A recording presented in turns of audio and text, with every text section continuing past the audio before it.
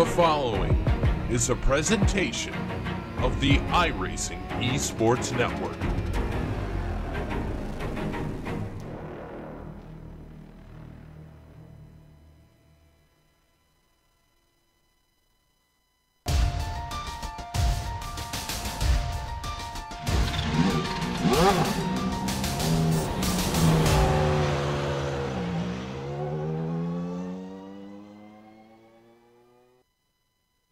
Fabian Gerber can't seem to catch himself a break. 3 second places and 2 third places, but no wins on his scorecard this season. It's been Arto Iamaki leading the way with victories in every round but one. And yet those who have been following the series have probably been relishing one of the tightest fights we've ever seen down in the GTO class. Thompson, Arnotzi, and Lake have been trading blows, leaving a giant question mark each round and no safe bets. Today's race at Motegi, though, presents a lesser-used track with cars that haven't often set foot here. Will it mix things up all the more? We'll find out soon as we get ready to watch Round 7 of the iRacing Kamel GT series, and you'll see it all live here on the Global Sim Racing channel and the iRacing Esports Network. Hi, I'm Joe Peak, and with me in the booth is Sean Crackers Ambrose. Behind the scenes is our director, the Dr. Amjad Yaman, and he's using cameras provided by Dougie Beard. Sean, there's only one word that I can think of to use to describe Motegi: unique. Give our audience an idea why this facility sticks out in the racing world. Well, it has this thing called Twin Ring in the name. Well, what does that mean? Well, first, folks, welcome to Motegi, Japan. Well, Twin Ring gets its name for the facility having 2 racetracks, literally 2 racetracks here.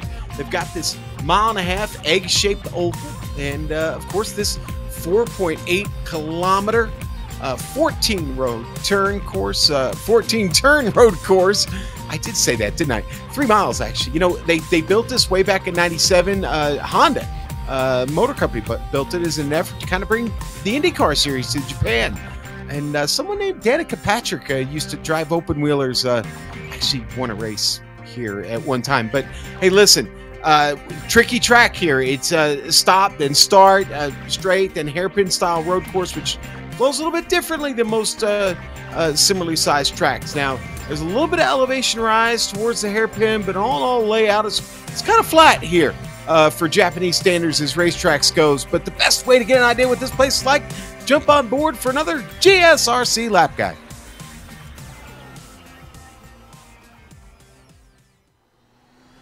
All right, we've got Philip Lake in the GSRC Nissan, so let's do a lap around Motegi. Coming down the front stretch, the first 2 quarters are a lot faster than you'd expect. That'll make passes into here a bit tricky. Don't forget, you've got 2 apexes to deal with, and it's going to be very important to get a run off of the second one. That's because there's a lot harder braking into turn 3, so you can expect plenty of overtaking moves to be attempted here. What's really tough about this set of turns is that it's almost a reverse of the first 2. It opens up in the second half, meaning drivers will be easing onto the throttle around 4. But once again, we find ourselves on another incredibly long straight, and once again, it's ending with some heavy braking. Turn 5 is very much a hairpin, so ambitious drivers will be playing chicken to find out who's the latest of the late breakers. That brings us under the oval and onto the outfield portion of the road course. 6 is easily flat out, but 7 and 8 are tough no matter what car you're in. It's a wide, sweeping, medium-speed chicane where a well-balanced setup is pretty much a requirement if you want to make it through consistently. Eventually, you hit 9, and even though it's a very short run to this hairpin, you often still see surprise attacks happen. Just watch out, because the corner tightens on the exit, so it's easy to swing too wide. After that, come back across the track and then hit the binders for 10. This is as straightforward as they come. It's 180 degrees and flat with one of the longest straights on the track afterwards. Just go for that late apex and aim to get on the power as soon as you're confident. Even though the drafting isn't as big of a deal for the Nissan, being able to get a good run is still important to keep in a good defense or attack. But be ready for the downhill braking that you get coming up to turn 11, which sends many cars off into the gravel. From there, we cross under the oval a second time and return to the infield. 12, 13, and 14 almost act as one quarter, although it's really a kink and a nasty chicane. Be careful, because the last right-hander is the tightest of them, and it's very easy to carry too much speed into it.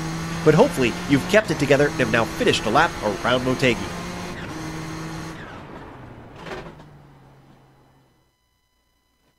There you see a lap around Motegi when it's sunny out, but we're doing it during the sunset. Beautiful, beautiful glare off of the track surface here.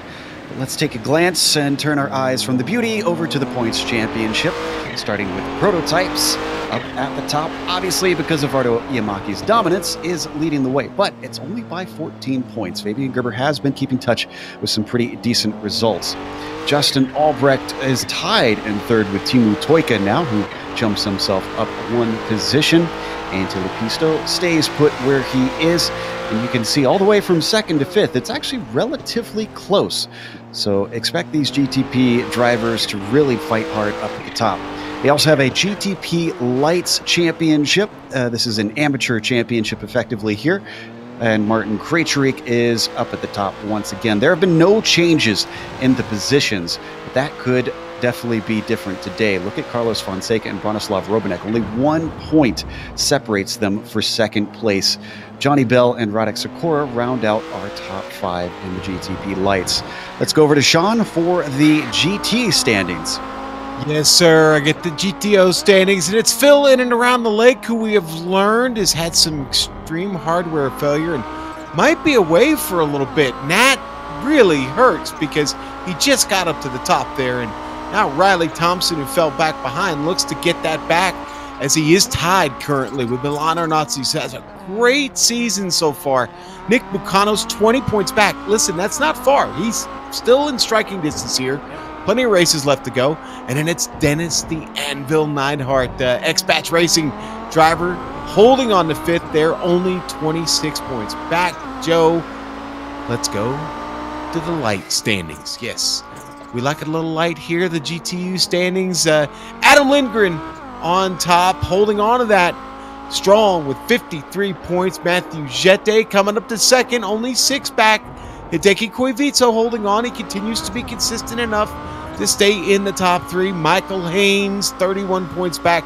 And Sergey Surbin looking over his shoulder, only 2 points back there in 5th.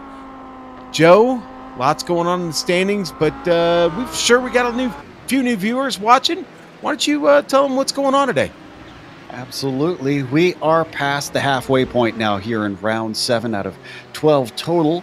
They do get 2 drop weeks in points, which will help Phil Lake, obviously. If he does have to miss a couple, we really hope that he comes back because he is in that fight for the championship.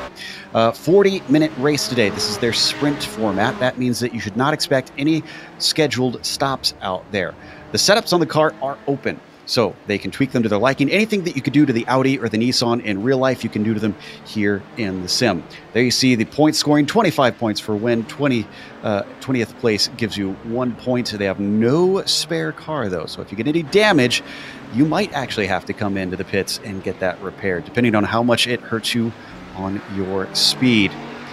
Now, we hope that you've been enjoying today's races here on the iRacing Esports Network. 3 of them already this morning here with GSRC. And if you've been enjoying our coverage, well, why don't you subscribe to IESN? You can catch all the races, and that includes the World Championship Series in each of the disciplines here on iRacing that they cover on IESN. It's just a big red button that says subscribe. That's all you got to do to make sure that you can get all of the races in your feed. This is Milan Arnautzis. Now, he's sitting in second place right now behind Ove Trangrade, and he's about to finish his second lap. The reason we're watching him, well, because we don't have Lake here today, we also don't have Riley Thompson here today. Arnautzis, who just finished his second lap and doesn't go faster, was really poised to gain a lot of points down the Audis. You know what? Yoni Hogner just took that second spot away from Milan Arnautzis with a hot lap there, Joe. A 1:48.896 edges out Arnautzis just by a few hundredths of a second. There's Robert Plumley. All the Nissans have finished their qualifying laps. Oh, and actually, as soon as I say that, I see that Stefan Schlacker is out there trying to get one in. Got about a minute and a half left, so I think you should be able to cross the line in time. Most of our drivers are done. Michael Haynes just completed his qualifying and does go faster in the GTOs, but he stays 14th with a 1:55.5 out there. I believe, let's see, is Neidhart done? No, Neidhart is actually finishing his qualifying up in the GTOs as well. Diatch driver has been finding speed lately, Sean. Coming out of victory here. See what kind of a run he's got. Down He's to the been line. consistent all season, Joe. I've been noticing that. And it's a slow lap for him, so unfortunately the 49.3 is the best he will do. That'll put him in 4th once we get going with the green flag. Schlacher crosses the line. Let's see what this first one does. 9th place. Yeah, absolutely. A 40.1 for the DH driver. The Austrian will not have enough time to complete another one. Johnny Bell is done with both of his laps now. A 42.9 for him puts him down in 16th. 12 seconds left. We have a short pace lap. Let's go through our starting order. On the pole, it's going to be Ardo Iamaki looking to make it 6 out of 7. Justin Albrecht is going to try and challenge him. He'll start on the front row. How about this? Martin Krejcik, 3rd on the grid.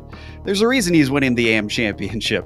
Willy Rolla starts in 4th with Luis Emerton in P5. Linus Technow will be starting in 6th. Fabian Jungbluth in P7 and Stephen Warkup in 8th. Stefan Schlacher, we mentioned he got 9th in qualifying, followed by the Bushfink driver of James King in 10th. Bronislav Robanek starts 11th. Then it's Heitor Sintes Galindo in 12th and Carlos Fonseca in P13. Jason Galvin will be 14th, jumping over from the Lotus 79 to try his hand at the Nissan. Radek Sikora, 15th, and Johnny Bell, 16th.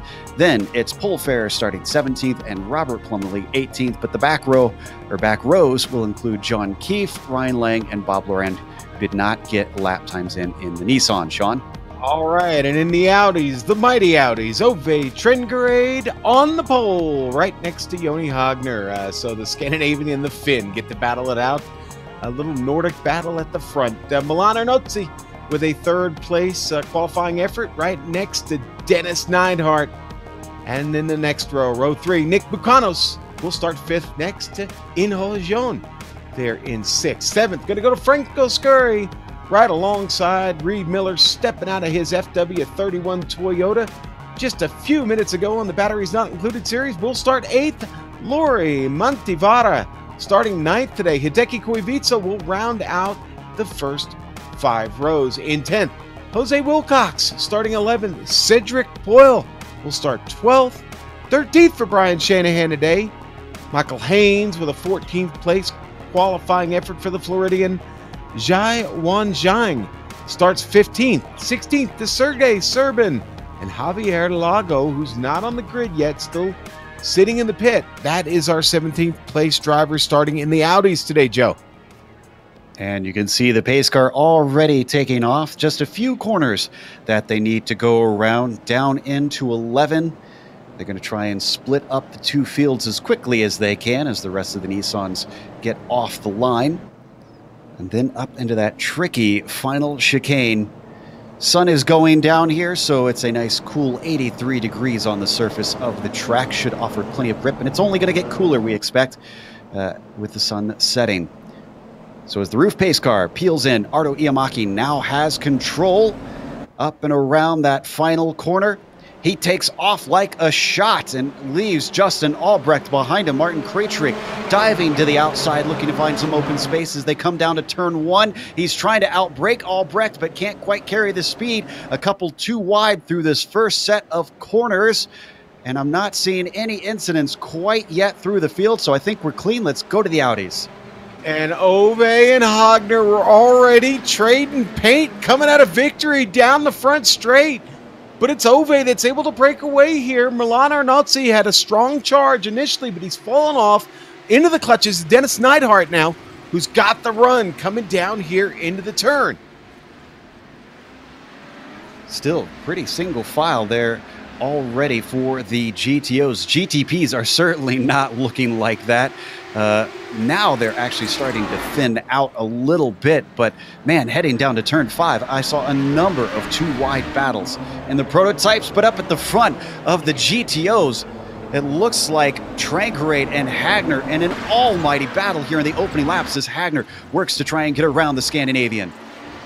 You got to be careful here. Opening lap of the race, Joe. Still trying to get a little heat in these tires. Yoni's got to be careful when he gets right up on that bumper, riding in the wake here of Ove Trangerade. And I bet you that Arnozzi, who is right behind them, is licking his chops, just hoping it comes to blows again. because if he can get a victory, that'll be max points for him to take over the likes of Lake and Thompson. As of right now, he still sits in third, trying to give chase for our top two.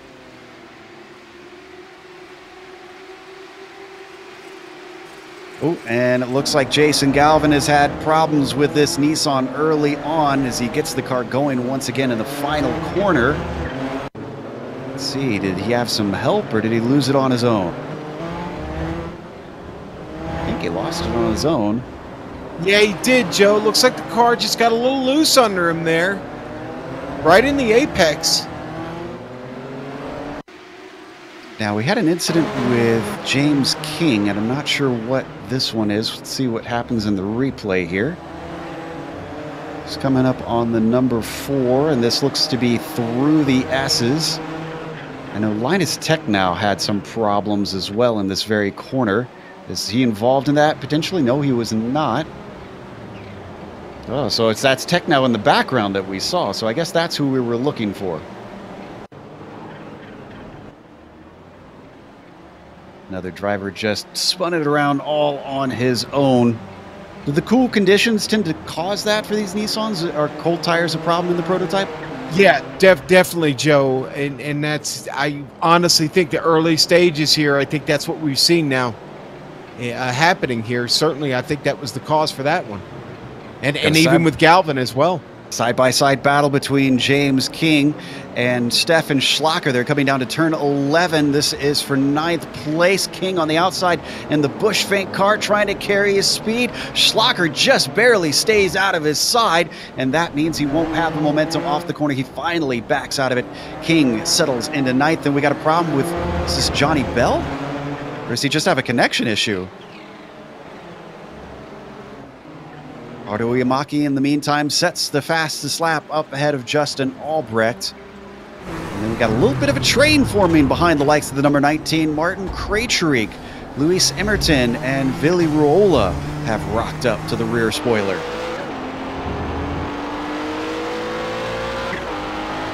Down towards turn 5. Ooh, Joe, we got a pass going on. Sorry. Hogner passing Trengrade here. Trying to anyway. Down into turn 1, into the hairpin. He's got the inside, and he's got the grip off the corner. Finally, he disposes of Trangrade. Milan Arnozzi spots an opportunity. He gets his nose to the inside of the Norwegian, down into turn 3. They both get the cars woed up, but who gets it off the corner best? It's going to be a drag race down to 5 that looks like it's going to be won by Trangrade for now. Let's watch the replay since we didn't quite catch the start of that. Hagner down into turn 1. Sean, did he just get a run out of the final chicane? Yeah, no, absolutely, Joe. You're going to see this on the replay here. He gets a tremendous run. There it is from on board the Finn. You know what? I think we might have seen Ove miss a shift there as well. Just for good measure, and Yoni doesn't need asking twice. He makes his way through. Looks like it's going to be a little bit more hard work, though, for Arnozzi, who's staying right behind them. And these three battling means that the likes of Neidhart is starting to catch up. So we could have a four-way fight for the lead here in the GTO class. Down towards turn 11 one more time. Look at how close Trangrade is staying. Interrupts his momentum, though, through that right-hander. And he's got to back off now as they come back to the start-finish line.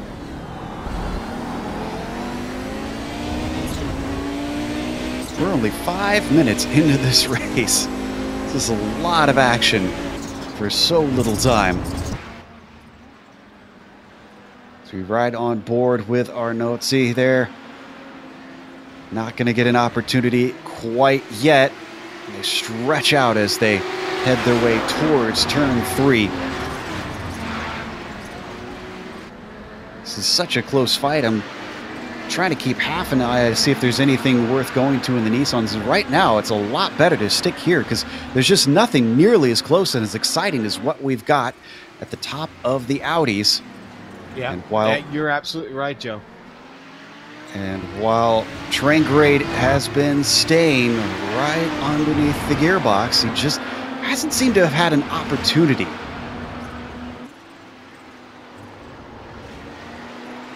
Through the S's now, up towards turn 9. Sharper hairpin than you'd expect. And once again, train grade finds himself lacking. Reed Miller been putting a lot of pressure on Hideki Koivitso. I really think it's not if, but when Reed's able to pull off a pass here, Joe. Oh, and that is the likes of Montevara. Hard hit. How did this happen? Gas it too much off the corner? Yeah. Watch this from on board. The fin. Power down, and it's too much. Oh, Armco with no tires to soften the blow. Spins the fin right around. And Joe might have actually gotten just a piece of the grass as well. It was high up on the curb there. It was really marginal, but bad break for Montevara. But again, it happens right in front of Miller and Koivitso, and now Miller's got that spot. Yeah, Montevara, it gets demoted down to 10th because of that error. Up to the GTPs, Justin Albrecht is now a second behind Iamaki. And look at him chase him down the straight, though. Iamaki trying to break the draft, which I wouldn't think would be powerful enough with the Nissans here. Oh, but he goes a little hot into the corner, hands some time back. Ardo Iamaki feeling a bit of pressure.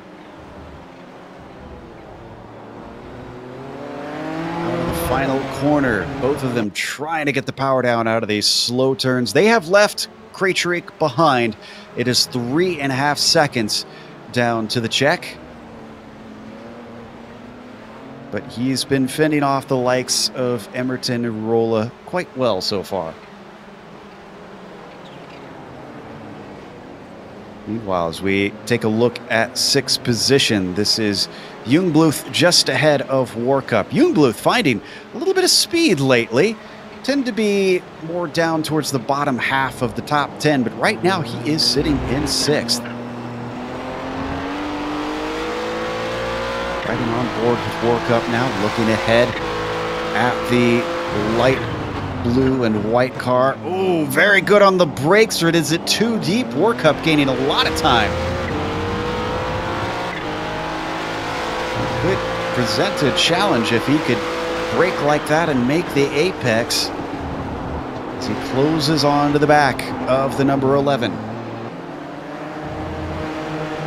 Getting ever closer now. It takes a look to the inside, down into turn 9, but I don't think that one was going to quite work. Even still, he is starting to threaten, and Fabian is probably looking over his shoulder at this point.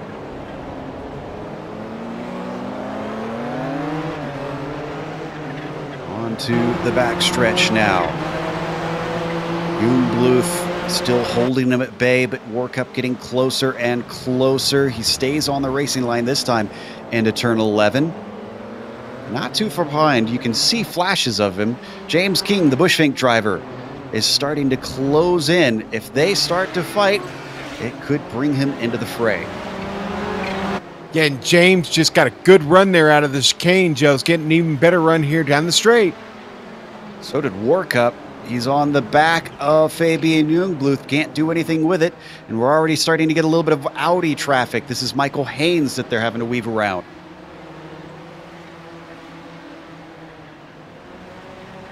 Checking to see. They've got a ways till more of that traffic up at the top of the field, which is actually getting fairly close. Albrecht, despite dropping off a little bit at the start, has regrouped and is now only 3/10 behind Iamaki. They've got some traffic of their own class. That's Paul Ferrer, who pulls out of the way.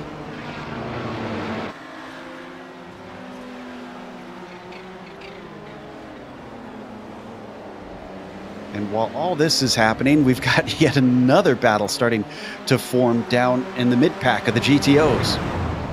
Yeah, I think Reed Miller's found another victim here, man. Reed's having a strong race today.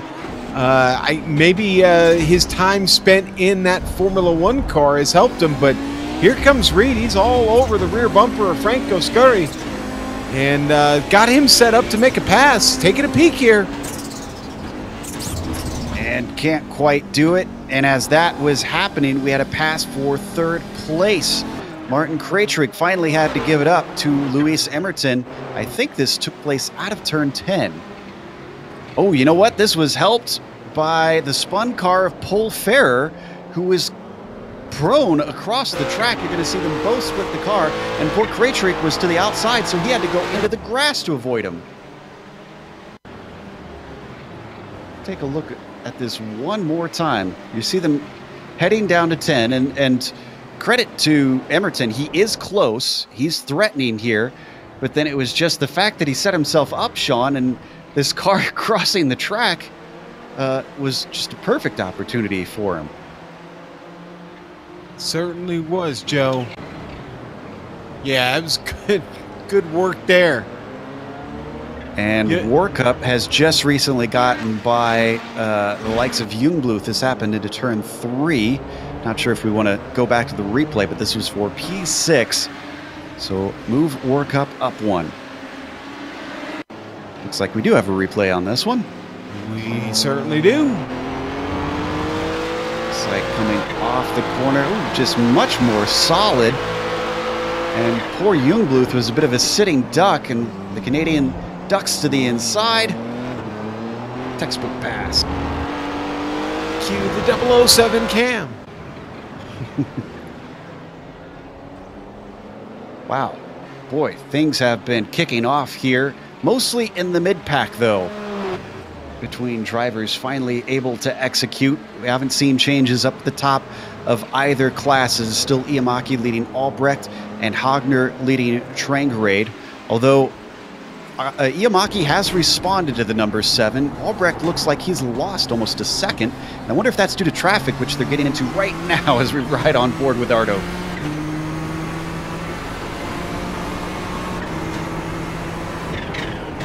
Ardo just really on the binders there. That's such a hard breaking point. And it actually forced poor Justin Albrecht to have to make an aggressive move on 2 of the Audis. Sergei Serbin lost out on the apex, and Lori Montevada is taking advantage of it right now. You can see it back behind them. And in fact, Montevada, I think, is maybe going to be able to get the pass done. Not quite. Coming back at him, it looks like Serbin is not going to give up on this one.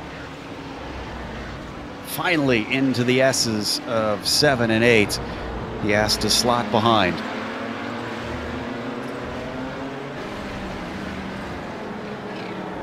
So great action there between those two in the GTO class. And it did not change anything between Iamaki and Albrecht, but Albrecht regained about half a second on our GTP leader. It's just a traffic jam in there. A fairly big field we were talking about earlier before the race. It's 38. If I remember correctly, we had registered. Yeah, 38.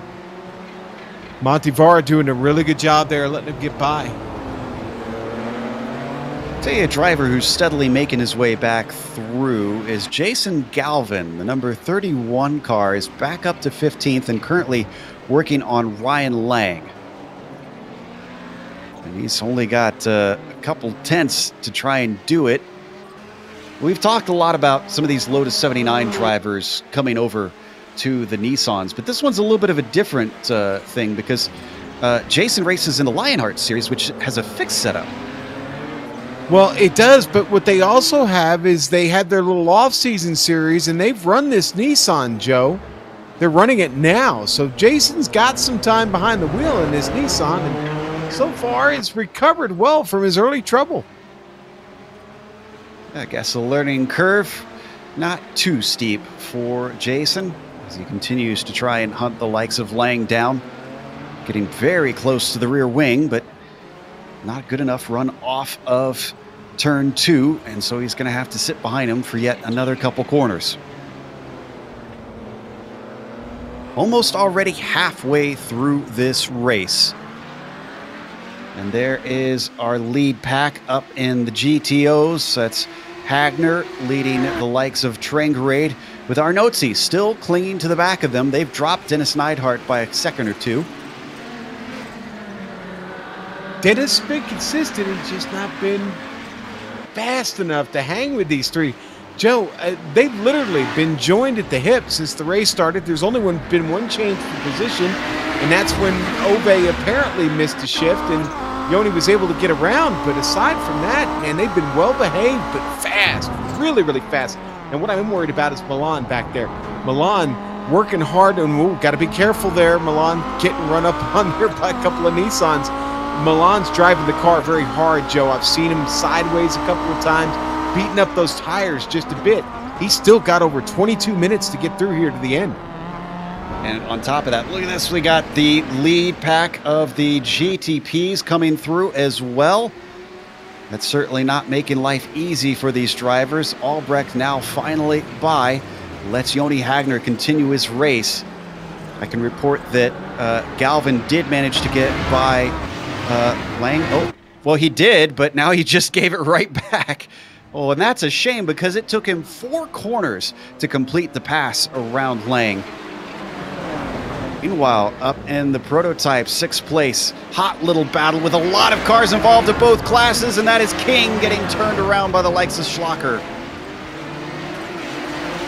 Out of turn 5. Looks like when things got checked up, just got a little too crazy there, and unfortunately hard to tell what everybody's doing in that mess. Yeah. Stefan just not expecting the checkup from James, who had to because of the cars ahead. So I wouldn't really put fault on Stefan there. Yeah, listen, reaction time's everything, and you just had not any time to react there. So that moves James King, unfortunately, down to 10th, but it does promote Linus Technow, who, remember, had an incident earlier, up to 9th. Schlacher gets jumped up to 8th.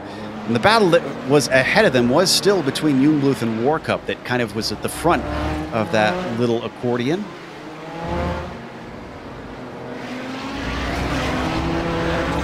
And did Ryan Lang have a problem, or is he in a battle? I think this is him and Plumley side by side right now down into turn 11. This is for 13th position, and I think Plumley's got it. Plumley in the red and yellow car promotes himself.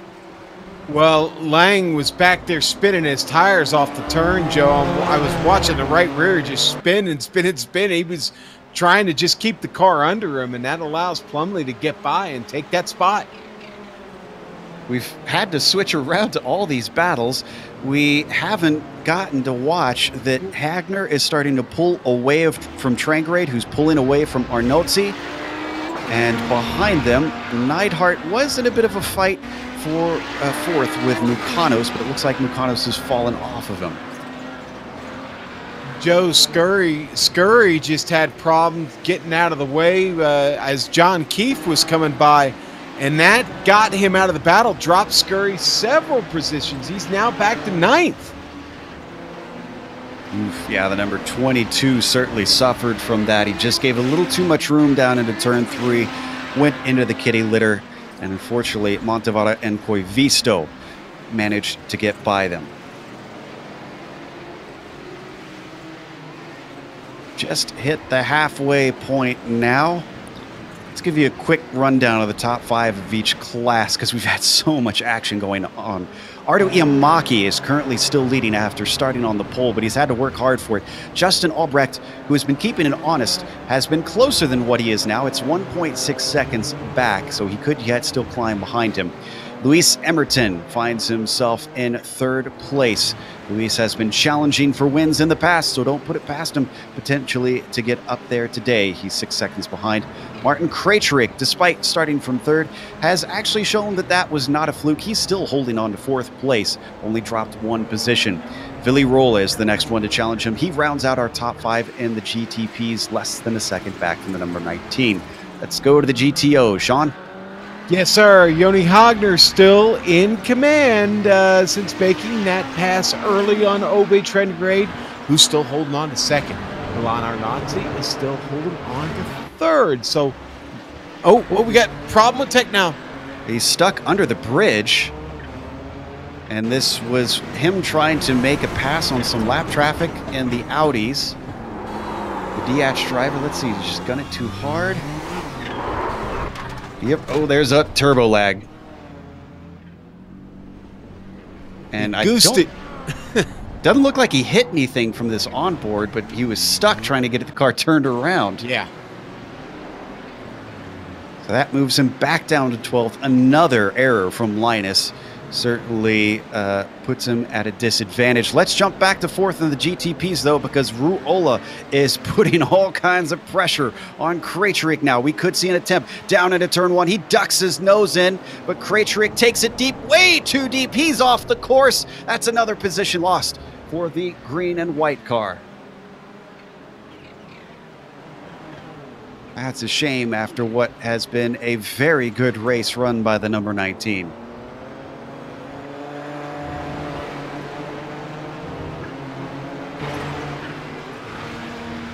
So, as we go back to 9th in the GTOs, yeah, Scurry's more battles. Still having fun here, Joe.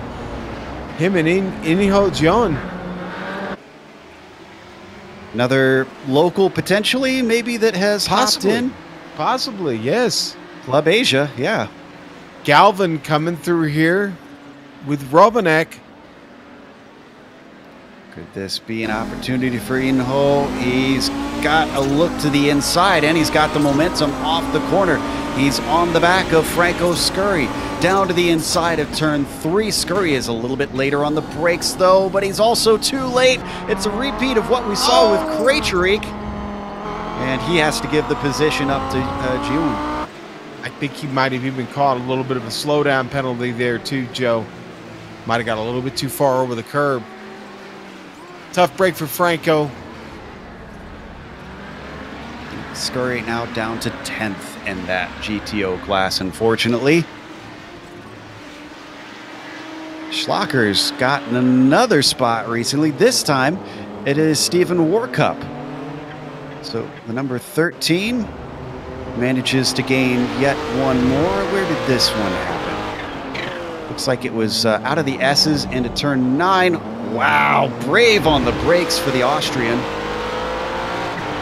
And cuts it awful close, does Warkup. Warkup seems to be going a little bit backwards. Where did he qualify? Well, he qualified in 8th, which is where he's in now. So I guess he must have gained a few positions, and slowly the water level has gone back to where it was before. So 15 minutes left now on the clock. Unfortunately, our battle for the lead has not come back together in the GTPs. Iamaki has been retaining that 1.5 second gap.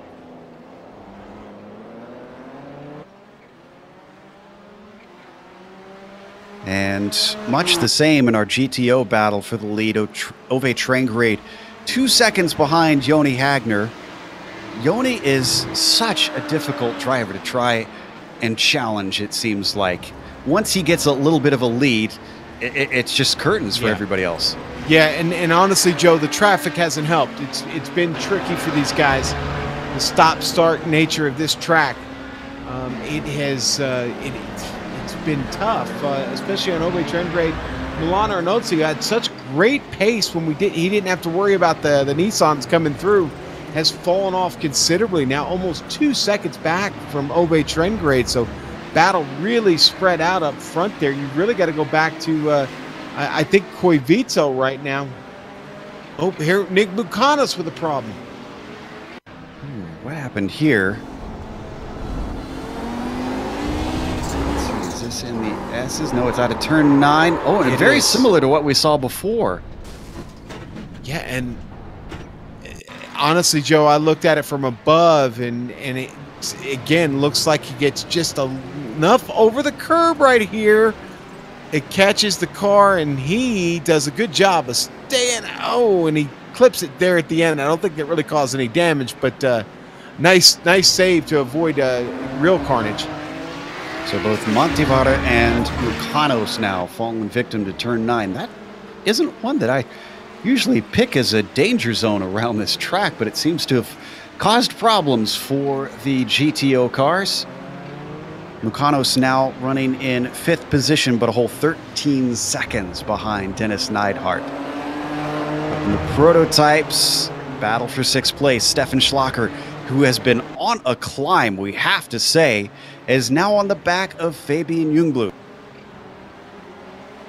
Schlacker started this thing in 9th place, looking to be up 3 spots if he can slip by this blue and white car. Riding on board with Ljungblad now, looking back at the Austrian. This is our closest fight at the moment in the GTP class. Coming up to finish yet another lap through that difficult chicane.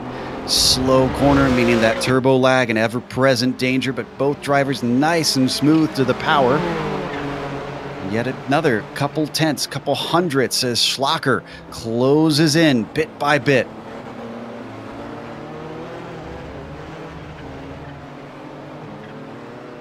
Down towards turn 3. Didn't quite get as good of a run that time as he did off the chicane. When he's a little deep down into turn 3, the car slides up, and that's going to lose him all the time that he just gained.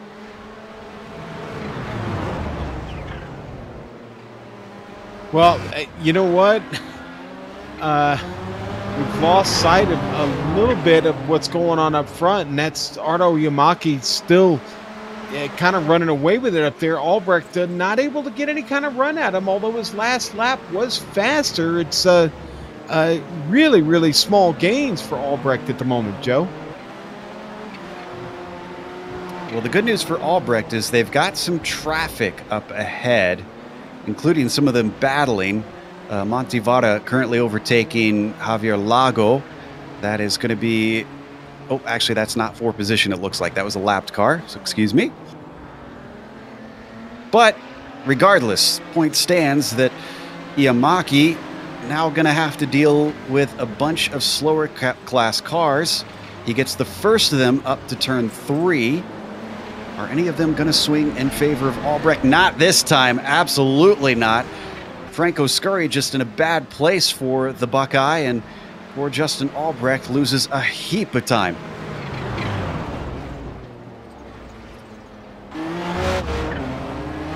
Yeah, he obviously didn't need that. Again, I just finished saying how the gains were small, and well, when you lose that, then you got to get back on your horse. You got to go back to work again, I guess. Well, and he's losing time to try and do something. Only 10 minutes left. I think his best hope right now is this traffic, because Iamaki, though not flawless this season, has proven to found an extra bit of speed, it seems like, that few drivers have been able to touch. And Joe, this is a nice reversal for a change. Usually what we see is that the Nissans really spread out, and we lose those battles towards the end. We've got them today. It's the GTOs where things have kind of spread out a bit, and everybody kind of running their own little race against time right now. Ardo held up there, Joe. And held up big time again in the chicane, and Justin Albrecht knows it. He gains all that time back. It is now down to 0.2 of a second. Traffic giveth and traffic taketh. And as they come through turn 1, he gets right under the rear wing. Hideki Koivisto is the next one in line for these two. But is it going to hold up Iamaki yet another time? He breaks deep into turn 3, and Justin tries to follow him through. Koivisto tries to stay out of the way. Dutifully does so. He does, but it came at a cost for Hideki. It's got Montevara in his mirror now. Right on board with Albrecht. Watching them come through turn 6 and now into 7. They're not done with this traffic. Michael Haynes is up next. He might be in a bad spot for Albrecht here. Just stays out of the way in time. Yeah, he said it's a reversal of fortunes. It's a reversal even to the start of the race as well, we should point out. Remember, the top 3 in the GTOs were just stacked on top of each other. Yeah. Yeah, they were until fairly recently, honestly, Joe. Maybe, what, in the last 15 minutes, I guess that kind of fell apart. But they were hooked up for quite a while during this race. I think Iamaki is starting to sweat it a little bit. We saw him try to break the draft yet again, ducking all the way to the inside of the support pit wall, down the backstretch there. And Albrecht is just staying right in his tire tracks at every corner and every straightaway, even as he does it again. It's looking more like Indianapolis here. Drivers trying their best to bob and weave just to try and take away that little advantage for Albrecht of catching up with the dirty air. Up next for them, Nicholas Mukanos in his Audi sits in the way. He holds off to the left. Iamaki gets him, and Albrecht barely sneaks through in time. And in all this, watching many battles throughout, we failed to catch the fact that Linus Tech now has made up for the multiple mistakes that we've seen on camera to get up into the top 10.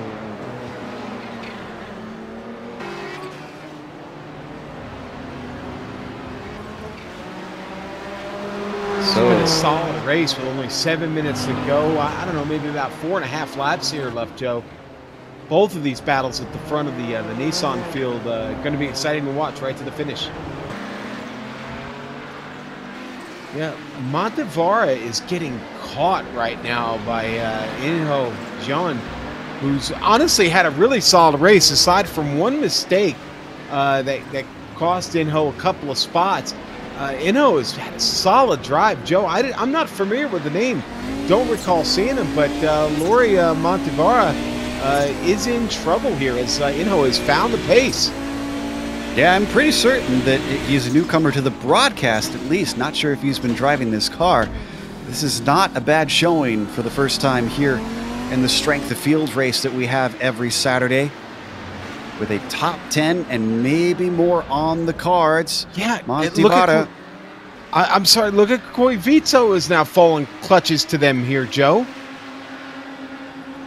Yeah, that's a good point. They are gaining on the Finn, but they've got to do something quick. We're now down to less than 6 minutes to go. And we don't need to go to it, but I just want to point out P3 and the GTPs could be up for grabs. Roll and Emerton are getting awful close to each other. Oh, and big slide there from Inho. He catches the car, but loses a lot of time into turn 3. Yeah, you know what I'm hearing? This is Inho's first race. In fact, getting that confirmation from the chat, Joe. Wow. Well, that makes it all the more impressive. Maybe a little bit of local knowledge of Motegi helping him out.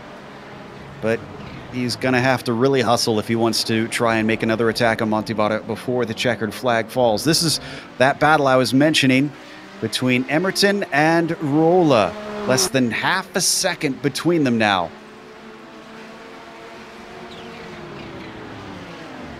Oh, and lap traffic's not going to help the situation.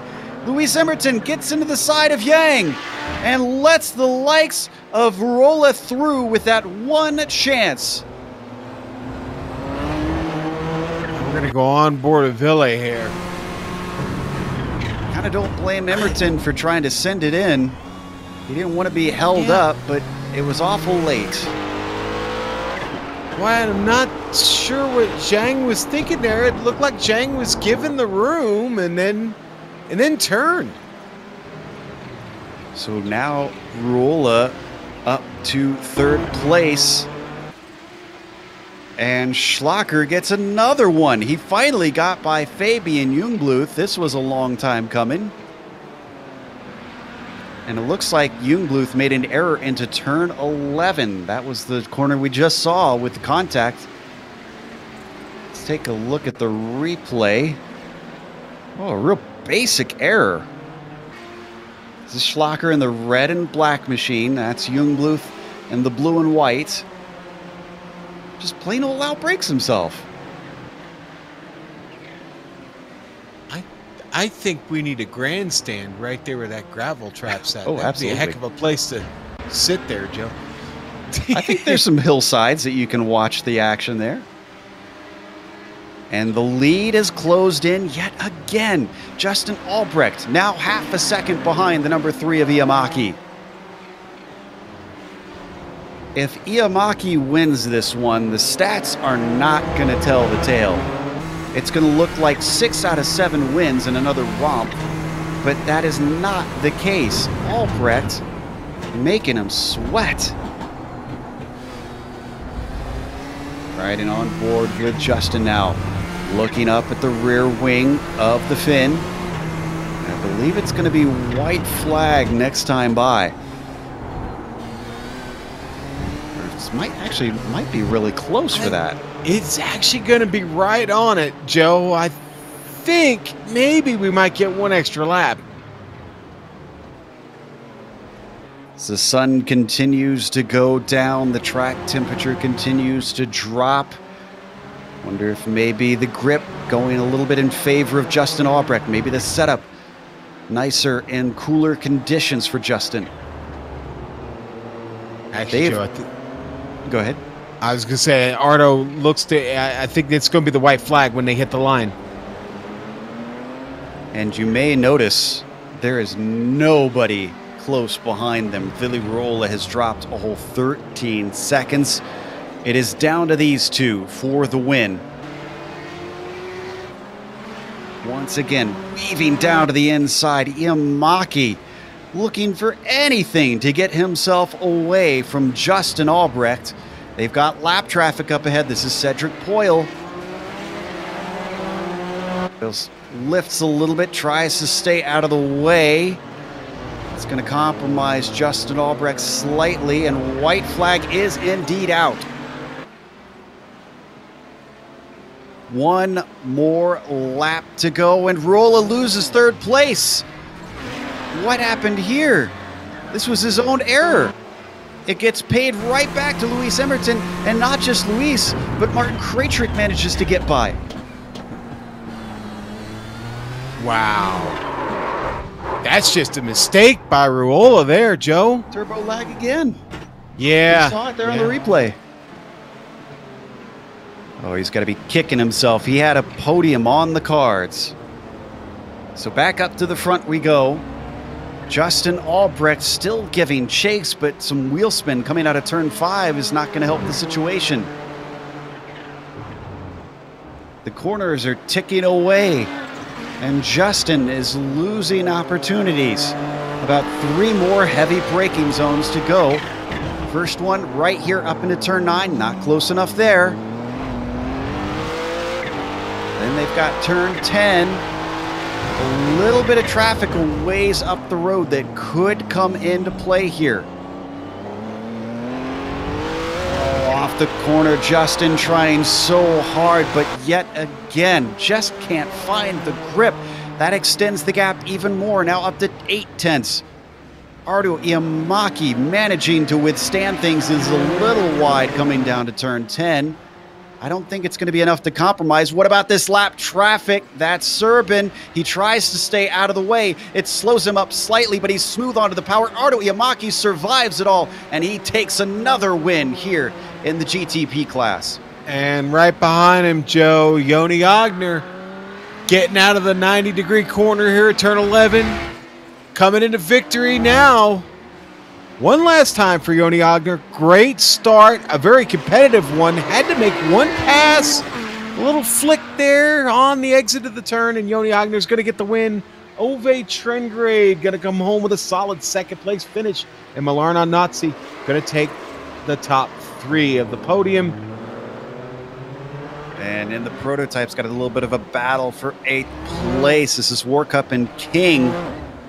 This is going to require Warcup to just get smoothly onto the power, and I think he's got it. So give Stephen Warcup P8. All right, in one last battle here, Coy Vito trying to hold off Lori Montivaro, who's had kind of an up and down race. Been chasing here for a while. Just don't think there's enough left. Lori Montivaro is going to run out of time. Hideki Coy Vito going to get a P7 finish today. And that's going to be the last of the cars trickling across the line on the lead lap. It'll take us to a little break here on the Global Sim Racing channel. We'll show you all the upcoming races. But after that, make sure and stick around because we'll have the official results as well as driver interviews.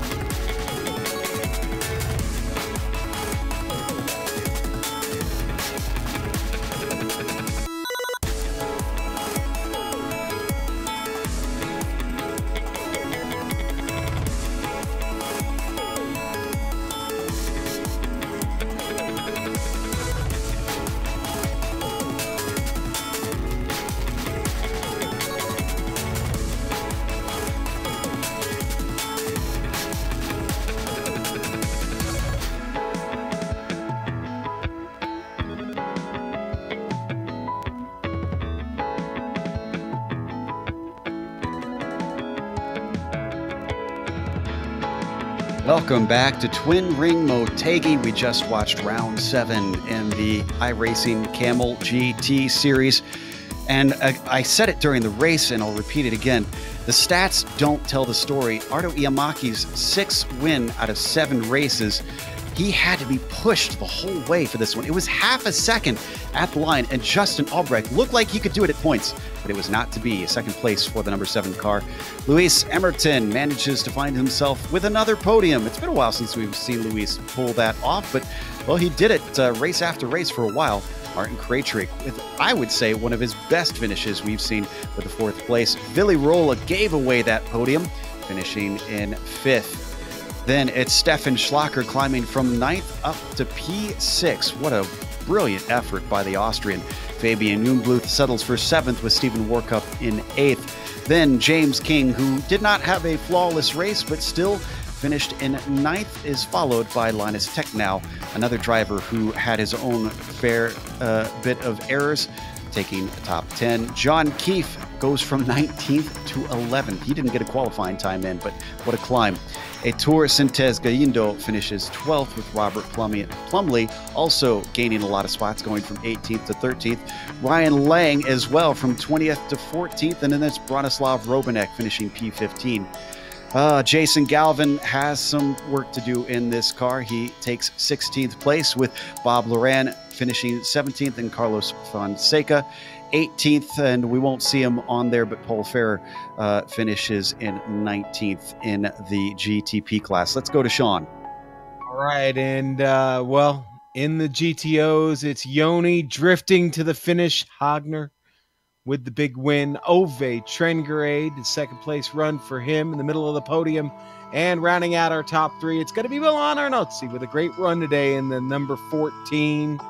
Finishing fourth, a solid run for the Anvil today. Dennis Neidhart, the number 9, bringing her home fourth. Nick Bucanos, P5 today in the number 8. Reed Miller hopping out of the F1 car and into the Audi. He finishes 6th. Hideki Koivitso holds off Lori Montivara to win the 7th place finish, and 8th for Lori. In Hojon will finish 9th. Franco Scurry, a top 10 run for Franco. Didn't come without trouble, unfortunately, for Franco. Not a perfect race, but he'll take that top 10. Jose Wilcox. Wait, we didn't even get to talk about Jose a whole lot. Jose, 11th. Good run. Cedric Poyle, 12th today. Jai Wan Zhang in his first race here today. That's 13th place. Javier Lago, 14th. 15th for Michael Haynes. And Brian Shanahan, 16th. Not the perfect day for Brian. Radek Sakura will finish in his Nissan 20th in class, 36 overall. Sergey Servin, 17th in the GTOs. And Johnny Bell only got 7 laps in a day. Joe will finish 21st in the Nissans and 38th overall in this race today. And that brings us to the interviews. We've got our winner in the GTO class, Yoni Hagner, ready to talk to us. Yoni, you've got a track with a lot of long straights leading to a lot of heavy braking zones. And it looked like Ove Trengrade and Milan Arnozzi were trying to use it to their best advantage. How do you deal with a track like that where you know there's lots of chances for them to attack?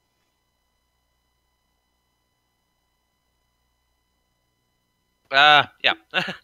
There are a bit of mistakes and usually quite fast. It's good answer for that question.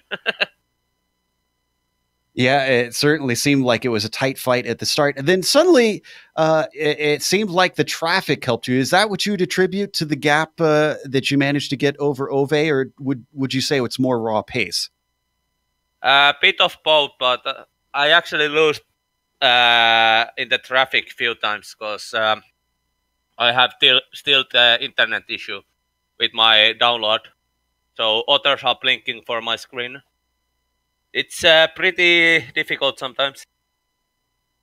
This track doesn't show up often on many schedules here on iRacing. So what do you think is the most difficult part for you in the Audi to try to get around this circuit?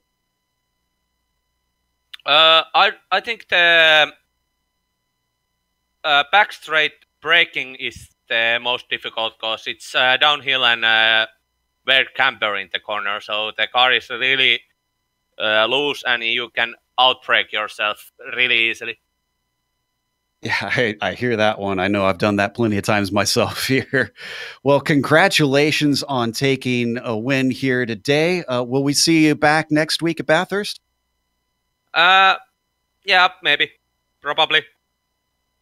All right, simple answer. That's a very Finnish response there. Yoni Hagner taking the win here in the GTO class. Let's go to Sean, who is talking to one of our climbers over in the GTP, Stefan Schlacker.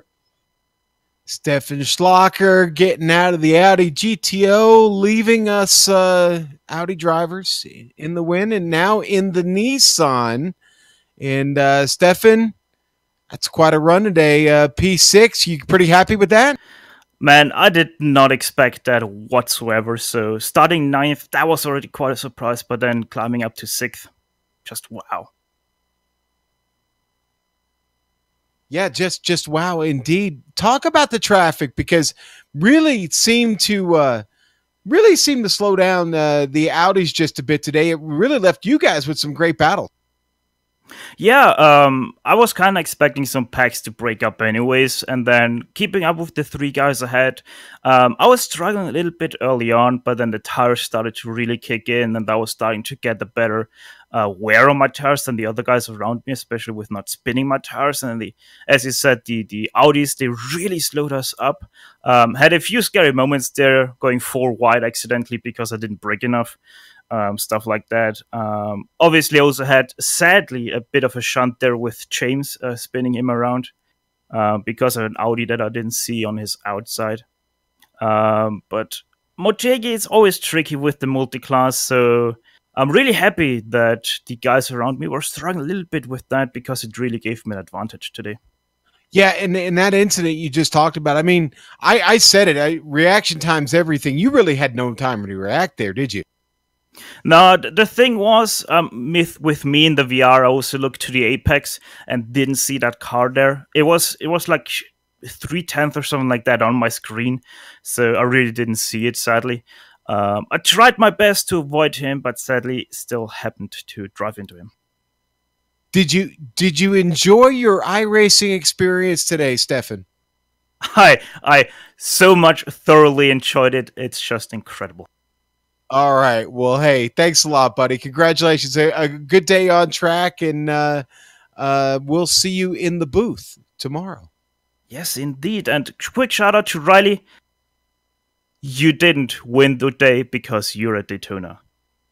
That's right. Riley Thompson at the Rolex 24 today.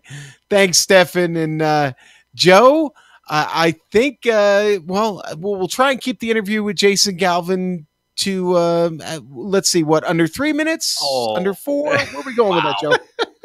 Timer's going. Go. I'm driving a dirt street stock right now, so you may get a quick one out of me. Oh, there we go. Okay, well, I wanted to ask you, since you have been running this car in the Lionheart Winter Series, that is fixed. This is open. Was that a bit of a jump for you, or did it feel pretty easy making that switch? Yeah. So funny thing about that, Joe, I have a new baby. A lot of people know that, and so I've actually yet to start one of those Lionheart races, even though I've practiced for them. So I told Sean after the batteries not included broadcast this morning, I said I think I'm going to go run Kamel because we just ran the same track. And then I had a baby issue. And so I literally went and picked up a setup from the forums, jumped in, and my first lap was qualifying. So I basically learned the entire race, but that was a lot of fun. Those guys are fun to race with. That honestly explains a few of the mistakes that we caught out there. Yeah. Does this mean you think you might come back and have a little bit more fun then? I'd like to. I love this car. I love the series. I had a lot of fun racing with Ryan there. I don't know if you guys got any of that, but I'd like to. It's pretty cool when you have a series like this that everybody's so willing to help and share setups in the forums and stuff. So if there's anybody out there watching this and they've thought about jumping in and haven't, I think I'm proof. Maybe I'm not a good road racer and I just had a lot of fun. So I think I would encourage everybody to jump on in. That was a lot of fun. Yeah, absolutely. I second that sentiment. Glad that you're finding it so welcoming out there and that you bring that up. Well, commiserations that it didn't go any better, but we look forward to seeing more like you out here. Thanks, Joe. I think that went excellent. We got out of there without getting to double figures and instant points. And most importantly, I didn't screw up anybody else's race, which is what I was most worried about when all the Audis caught me there. I was like, oh, please don't ruin their race. So a lot of fun. That was Jason Galvin, who wound up coming home 16th out there. And I do believe I'm going to take Sean's glove away because he was throwing some softball questions at Stefan there in that interview. But we're going to close up, and a big thank you goes out not only to the Kamel GT community for bringing us back for coverage, but also to iRacing for putting us on the iRacing Esports Network for this season. Definitely want to encourage you to subscribe yet again to them because of, just all the great action, not just this series, but all the World Championship series that you can catch here on IESN. Thanks goes out to the companies that provide the software and hardware for our broadcast. You can see them listed on your screen. screen. Additional thanks to Eric Ekholm and June Lalonde, who provide our wonderful music. See the screen for how to get a hold of more of their great work. Thanks to the team today, Nick, Amjed, and Dougie. If you'd like to find out more about GSRC, including, Sean, Amjed, and Dougie. I did this last week. Why did I not update that? If you'd like to find out more about GSRC, including upcoming races, you can find it at globalsimracingchannel.com, or you can check us out on social media. We're on Twitter at GSR Channel, Facebook at Global Sim Racing Channel, and Instagram at GSRC_Graham. Don't forget to head on over to our YouTube page as well for GSRC and hit our big red subscribe button so that you don't miss a moment. Next race, we're going to Bathurst. Boy, that will be a challenge. That'll be Saturday, February 2nd at noon Eastern. We also have upcoming races for other series listed on the screen, so check those out and mark them down on your calendar. But until next time, race clean, race hard, and we'll see you on the track.